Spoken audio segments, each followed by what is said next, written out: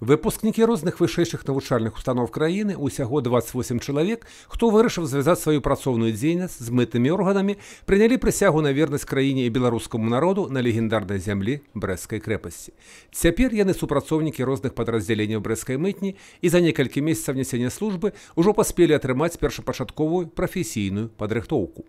Я служил в пограничниках, мне нравилась служба на границе, и я решил попробовать таможенные службы. Как бы сфера похожая, тоже это все на границе.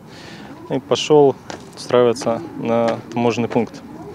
А там мне уже предложили в отдел по борьбе контрабанды. Учиться всю жизнь можно, но лет 5-10 минимум надо посвятить себя этой работе. Очень много аспектов разных. Училась я вообще на экономическом факультете, получается, но, можно, не знаю, всегда нравилось. Нравилось все связанное с вооруженными силами, скажем так. Ну, тут не совсем как бы та область, но все равно. Вынікі работы брэсцкай мытні на працягу шэрагу гадоў адны з лепшых у краіне па эканамічных паказчыках. Таму і маладым супрацоўнікам мытні прыйдзецца спраўна пераймаць перадавы вопыт калег і працаваць адразу з поўнай аддачай. Не только Брестская таможня работает хорошо, работает очень хорошо вся система. Я могу даже вам привести некоторые цифры.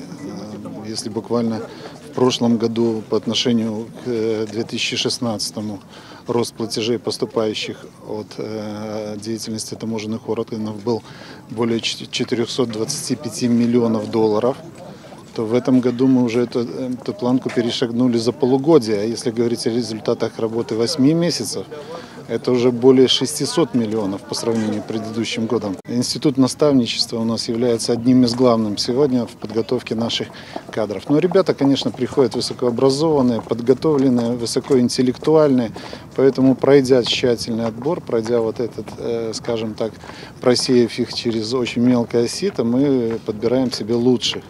Ну и эта работа, конечно же, дает результат, потому что Брестская таможня является одной из лучших в системе. Сярод тых, хто приймав присягу маладога папаўнення, старшыня брэсцкага аблвыканкама Анатоль Ліс, кіраўніцтва мытнага камітэта Беларусі, брэсцкай мытні, ветэраны службы, узаемадзеючыя структуры.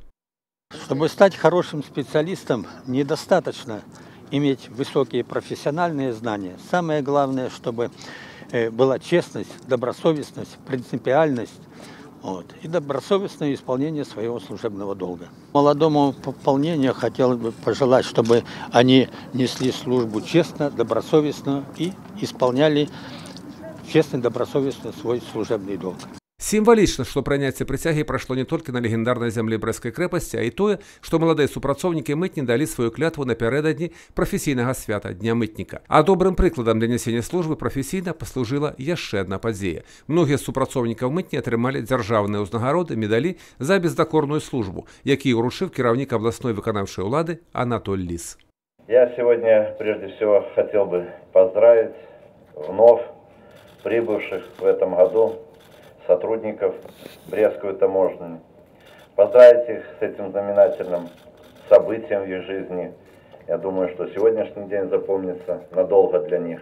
Я хотел бы пожелать вам, прежде всего, конечно, крепкого здоровья, оно нужно вам, естественно, профессионализма, верности интересам нашего государства, дисциплинированности.